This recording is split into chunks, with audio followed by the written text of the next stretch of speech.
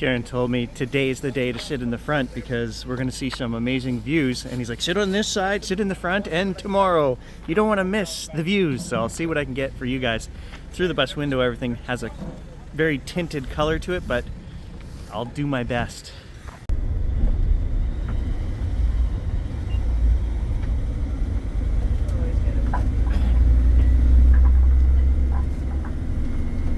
And yes, it is two-way.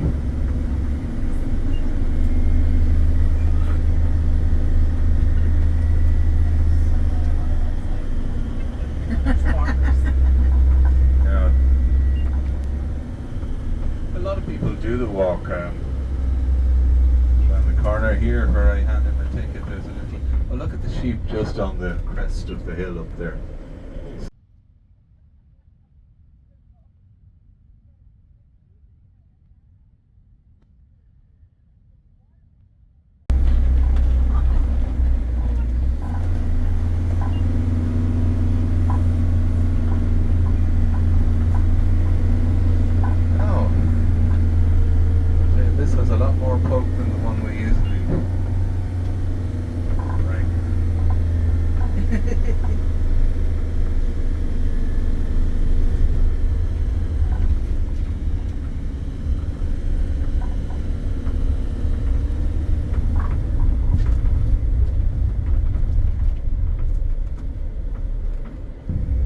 So if you're nervous, you don't sit in the left.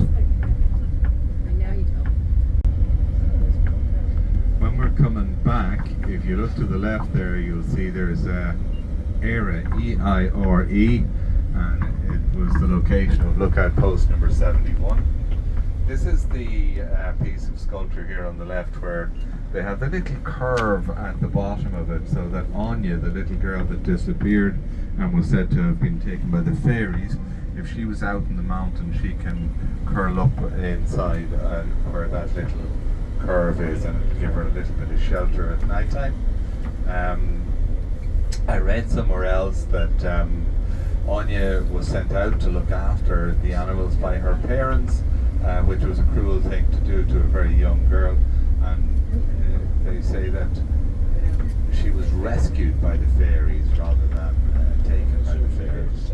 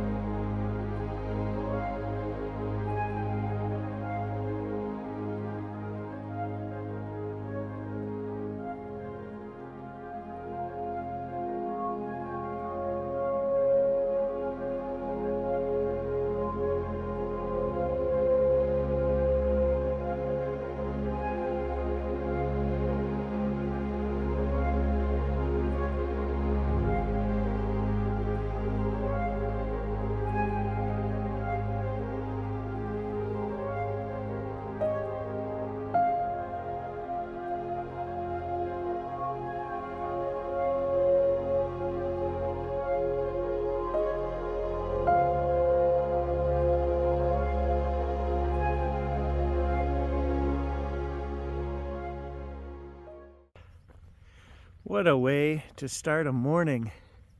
I've lost track of days. I think this is day 6. These cliffs are 3 times the height of the cliffs of Moher. And it is not commercialized here. You basically just pay a fee, drive up the windy road, and magnificent. There are a particular lack of people, which I am enjoying. It's just me and the sheep this morning. Quite a few of them, actually. A little lookout or guard tower down there on the cliff. Not a single person here to take this photograph except me. Everybody else is about half a kilometer up there on the cliffs overlooking the bay. I'd rather be down here with the sheep. The Giant's Causeway. £1 to take the bus down, or you can walk. We have chosen to walk.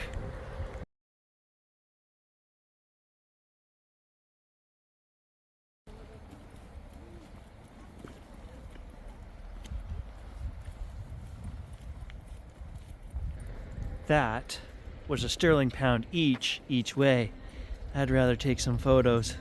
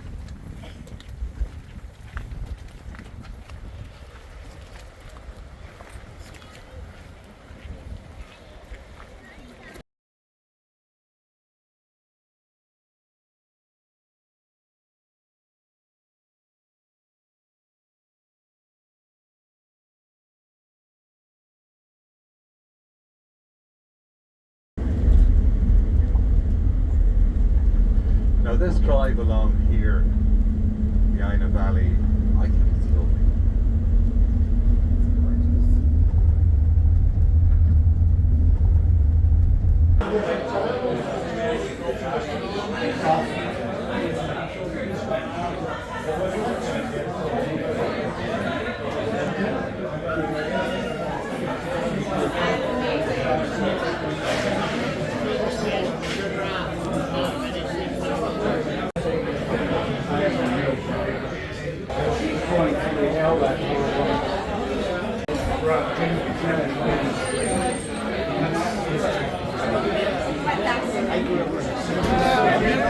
You almost got us. Never drank in a booth before. You can leave the door open if you want.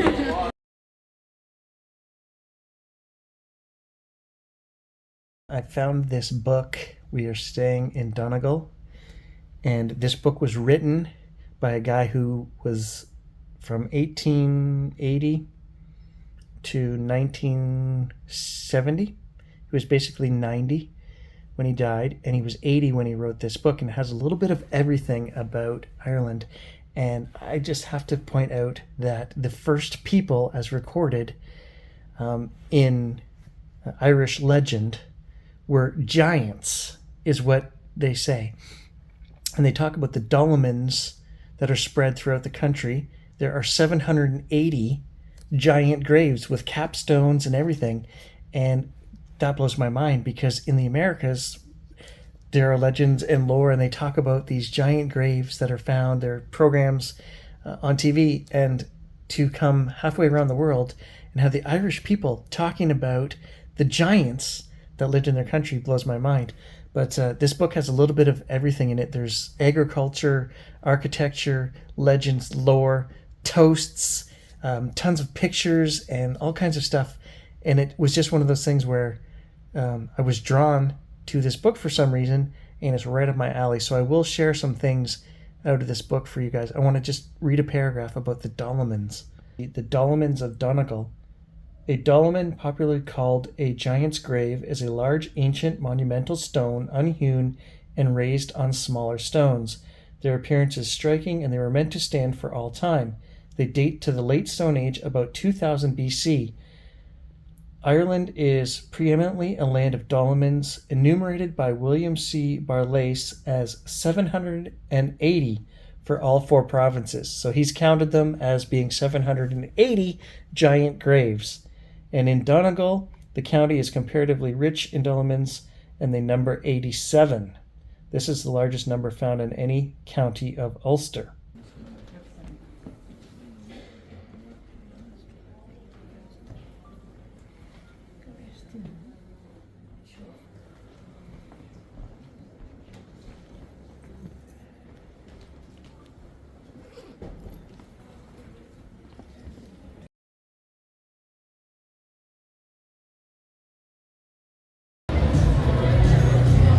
Guinness tour.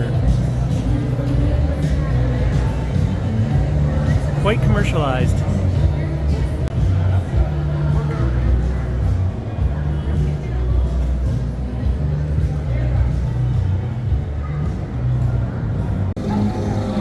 I guess we're in the Irish barley field right now.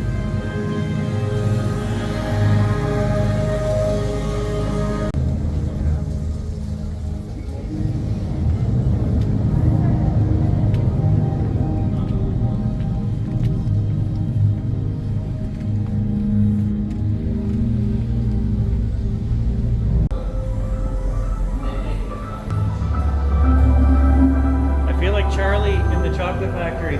This place is it's like an interactive, I don't know. There's gonna be I think there's gonna be a beer waterfall coming up.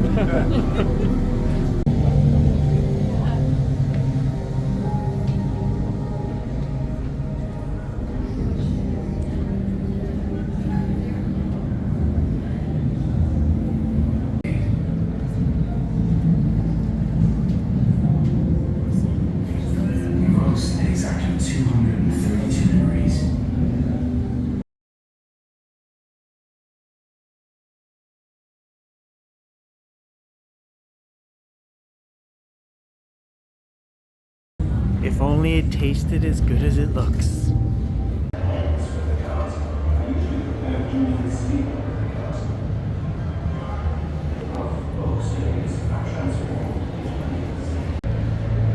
So the Guinness factory is crazy. There are 7 floors here, and through the tour you make your way through all of the stages and processes, and then at the top they have a bar where you trade in your golden ticket that they give you when you come in for a pint of Guinness. Pretty cool.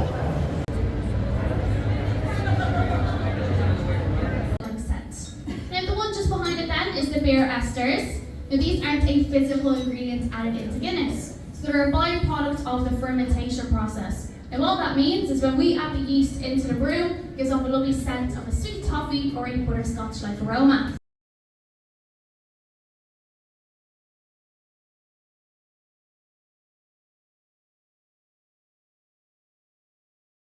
Nasal technique. So first I'll ask you to get your sample glass and bring it up to your nose and then pick up on all the aromas from the beer.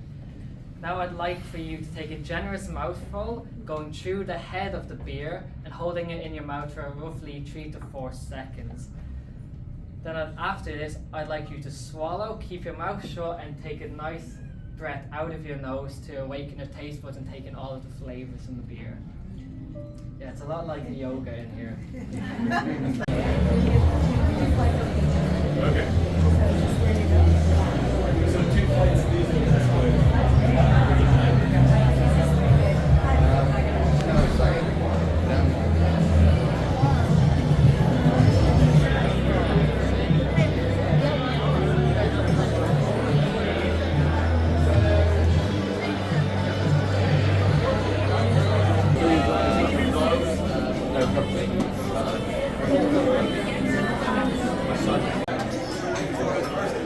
trade it in for an actual Guinness. Might as well, we're in the Guinness factory. Thank you.